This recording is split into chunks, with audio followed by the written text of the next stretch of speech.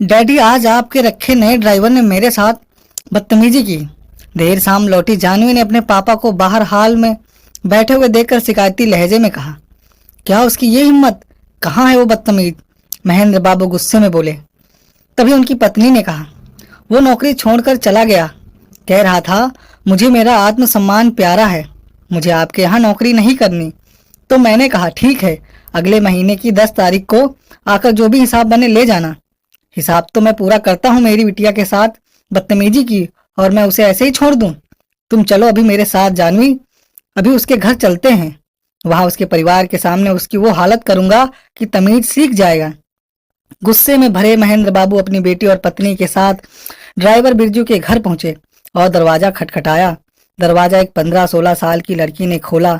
जी कहिए, कहाँ है वो बिरजू का बच्चा? बुलाओ उसे। गुस्से से महेंद्र बाबू गरजे। ओह, तो आप पापा के पहचान वाले हैं। नमस्ते अंकल जी। नमस्ते आंटी जी। आइए आइए, बैठिए, मैं आपके लिए पानी लेकर आती हूँ। सुनो लड़की, महेंद्र बाबू बस इतना ही कह पाए थे, मगर वो लड़की अपनी माँ को आवाज लगाते हुए अंदर से पानी लेने चली गई। तब तक उसकी माँ बाहर निकल आई। नमस्ते जी, माफ कीजिएगा, मैंने आपको पहचाना नहीं। मैं अपर्णा हूँ, आराध्या की मम्मी। बिरजू कहाँ है? जी वो तो सामान लेने गए हैं, बस आते ही होंगे। लीजिए वो आ गए। बिरजू को दरवाजे पर आते हुए देखकर अपर्णा बोली, अरे साहब, मैडम आप यहाँ? अपर्णा, ये हमारे साहब मैडम हैं, जिनके यहाँ मैं काम कर रहा था, मगर अब छोड़ चुका हूँ। छोड़ दिया? तुम्हें धक्के देकर बाहर निकालना चाहिए। तुमने मेरी बेटी के साथ क्या बदतमीजी की है? बदतमीजी? माफ कीजिए साहब, मैं तो अनजान लोगों से भी तमीज से पेश आता हूँ, तो आपकी बेटी के साथ, जबकि ये मेरी आराध्या की हम उम्र है।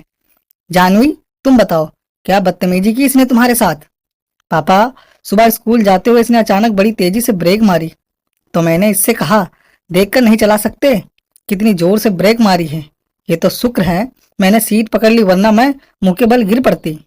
तो जवाब में ये बोला, बेटी वो अचानक एक छोटी सी बच्ची रोड क्रॉस करने लगी, मैं ब्रेक नहीं मारता, तो बहाने मत बनाओ और ध्यान से गाड़ी चलाओ।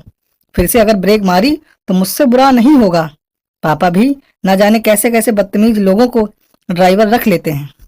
बेटी, अगर मैं ब्रेक नहीं मारता तो वो बच्ची गाड़ी के नीचे आ जाती, ये गाड़ी थाने में और जेल में होता। तो लगता है तुमने आज से पहले कभी बढ़िया आलीशान गाड़ी नहीं चलाई। हमारी लग्जरी गाड़ियों को देखकर इन छोटे लोगों को खुद ही दूर हो जाना चाहिए। ना जाने की तुम्हारी तरह डरकर गाड़ियों में ब्रेक मारनी चाहिए। और ये क्या बेटी बेटी लगा रखा है? क्या मैं तुम्हारी बेटी हूँ? फिर क्या कहूँ आपको? मैडम को दीदी कहते हैं, तो मैं आपको दीदी कहूँ? पागल वागल हो गए हो तुम? मैं तुमसे बड़ी लगती हूँ? अपनी उम्र देखिए बूढ़े। मुझे बेटी दीदी नहीं, नहीं सीधे सीधे जानवी कहूँ, समझे? बस यही हुआ था डैड। साहब, मैं भी एक बेटी का पिता हूँ। आज तक जहां भी नौकरी की, वहां मैंने सभी छोटे बड़ों का आदर किया। बदले में मुझे खूब आदर मिला और अधिकार। जगहों पर खुशी जाहिर करते हुए रुपए, मिठाई और प्यार मिला। मगर आपके यहाँ बदतमीजी का पुरस्कार, जो मेरे आत्मसम्मान को ठेस पहुंचा रहा था। इसलिए मैंने मैडम जी को बता दिया था कि मैं कल से आपके यहाँ काम करने नहीं आऊंगा। बस यही बात हुई थी। महेंद्र बाबू कुछ कहते, तब तक आराध्या सबके लिए ठंडा ठंडा शरबत बनाकर ले आई। लीजिए अंकल जी, लीजिए आंटी जी, लो बहन, पापा मम्मी, अंकल जी, गर्मी बहुत है, ये शरबत पीजिए, हमारे यहाँ का खास है। सभी मेहमान कहते हैं मन को ठंडक मिलती है, पीजिए ना। प्यार से आराध्या ने कहा तो महेंद्र बाबू ने शरबत ओंठों से लगा लिया और घूंट घूंट पर पीने लगे।